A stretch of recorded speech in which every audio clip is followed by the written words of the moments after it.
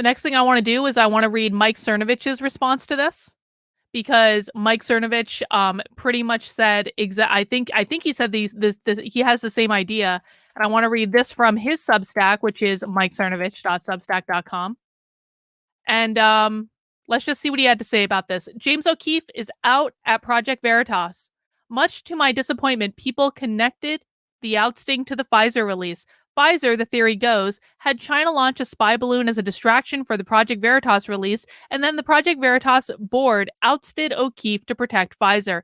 This is nuts and shows a total lack of real-world business sophistication. I don't disagree with Mike Cernovich on that. James O'Keefe lost his company to a tale as old as time: talent versus suits. It's not surprising at all that James O'Keefe lost Project Veritas. Founders are regularly ousted from their own companies. Here's how it plays out. Talent wants to build and create. They don't want to manage operations or do paperwork. Talent creates value. Suits don't have creative talent. They can manage bank accounts and balance sheets. Suits capture value.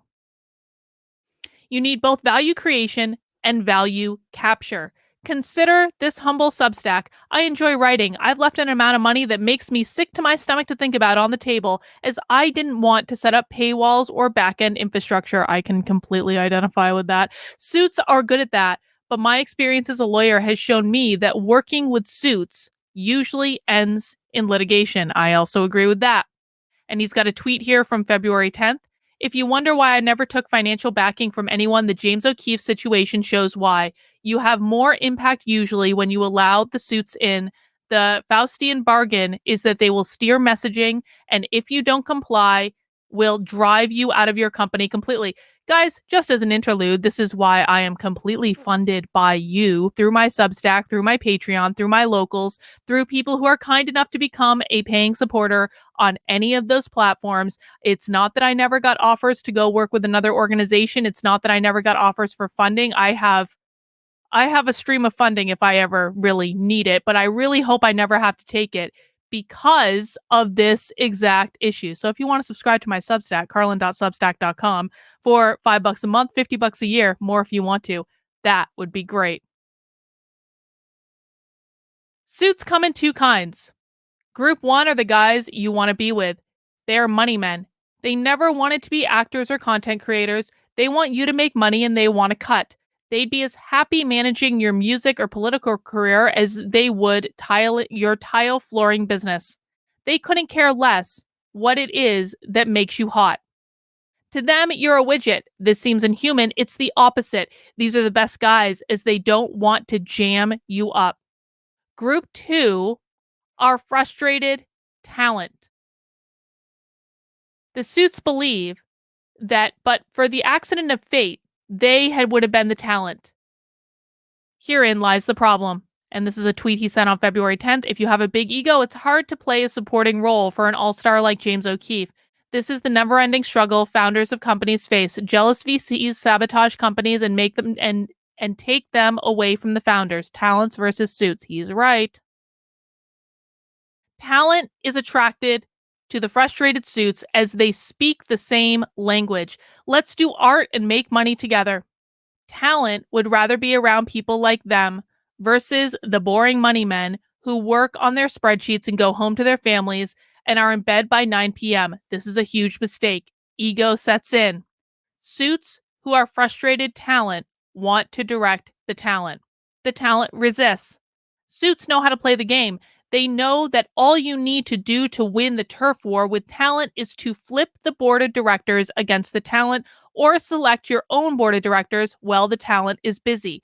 This is why I wrote this piece for my Substack when this all started happening, explaining that the nonprofit business model was the thing that got James O'Keefe in trouble in the first place, because nonprofit business models require you to have a board. By the way, they also put you in bed with the government and give the government greater access to everything that you're doing. So, but the flip side of that, and the reason people do it, is it allows you to raise a metric F ton of money.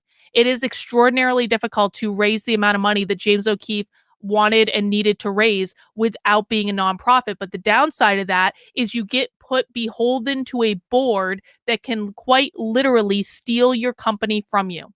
So it's kind of like, which devil do you want? The devil that I've chosen is that I'm going to build my Unwoke empire as a private business model that I control 100% of. I will never have a board of directors. I will never have anyone over top of me with the empire that I'm creating.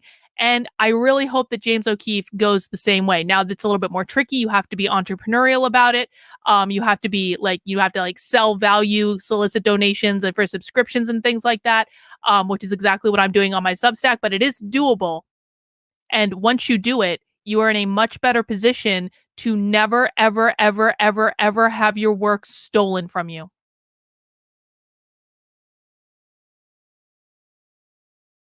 One way this is done is via a donor. Suit. Talent. We have a huge donor who wants to come in. Talent. Great. Suit. They want a board seat. Talent. Sure thing. Because talent doesn't understand the business, they get rolled without realizing it. That's what happened to James O'Keefe. PFIZER didn't take over Project Veritas. You should not read people saying such nonsense. I'm not sure I 100% agree with that, but I agree with a lot of what he's saying. Excuse me, I agree with a lot of what he's saying. I guess we'll find out at some point. Either they're lying or they lacked basic background knowledge. Nothing I wrote in this little stack would be controversial to any big name artist to lawyer who has handled business partnerships. He's got a tweet here basically saying they were removed by Project Veritas. He doesn't believe that. Guys who think they are the next James O'Keefe get in via promising donors, they take over the board, and James is gone. What's the lesson for talent? Work with money men. The ones who don't really care about what you do nor understand. If they're boring, even better. Then be talent. Create value. Let the soups capture it. Win, win.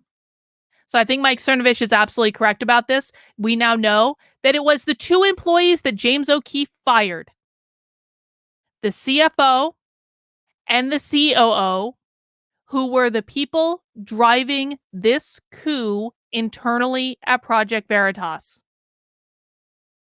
Malia, thank you for the super chat. I started watching late, so this may be out of context, but Carlin, I want to talk to you about whenever I have drama to discuss because your reactions are the best. Thank you, Malia. I appreciate that. I think the whole thing is very sad, guys, but I want everyone to rest assured that James O'Keefe is going to be just fine. I said this at the beginning, but he will be just fine. And I was kind of, I was of two minds on whether or not I was going to say unsubscribe to Project Veritas, stop funding Project Veritas, because the fact of the matter is there's always more going on internally than we know. And I had kind of left just a little bit of space for the idea that maybe James was more at fault. Maybe. Because again, like I said, there's no doubt in my mind that James O'Keefe is an asshole. But still, that never usurped. I always thought James O'Keefe should be in charge of Project Veritas, and it's not even like unclear to me that that's true. But I left a little bit of space. I was like, you know what? Maybe there's stuff going on that I don't know about. Who knows? And if there's more going on, then we're going to find out. But now I am absolutely saying for 100% sure, unsubscribe from Project Veritas. Email Project Veritas. Tell them to F off. Not the normal staff, because again, this is not the normal staff's problem, but the board of directors. I cannot believe that they thought that they could get away with this. This is beyond. But the sad reality is this is the type of bullshit that happens in the conservative space all the time. And I'm sure it happens in the lefty space too.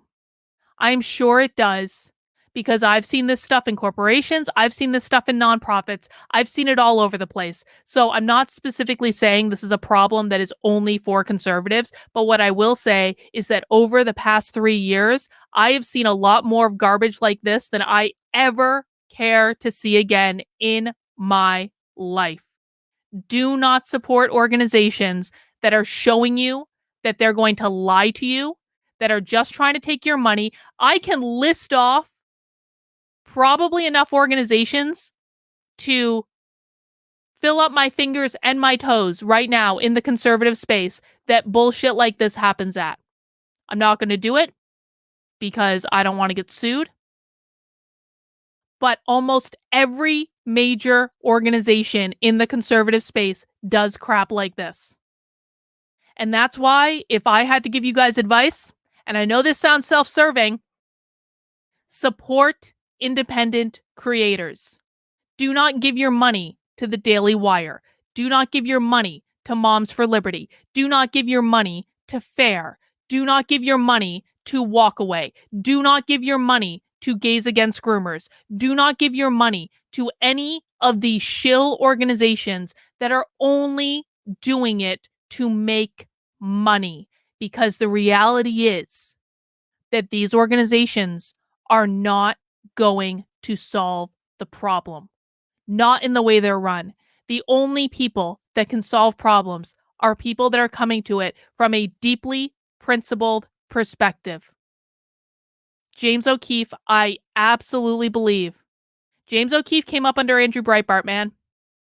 James O'Keefe is absolutely coming to it from a principled perspective. And because he was so focused on principle and so focused on creating value, that's when they got him out. Because that's what they do. That's what they do. So I've unfollowed all of them. I hope you've unfollowed all of them. And I hope that they get the message. And, you know, I'm just going to keep trucking forward. And I think James O'Keefe is. And shout out to all the independent creators who have never bowed down to this bullshit, because being independent is a lot harder. It really is. It is a lot harder. But at least you know that no board is ever going to come in and steal your shit. And that's just the way it goes.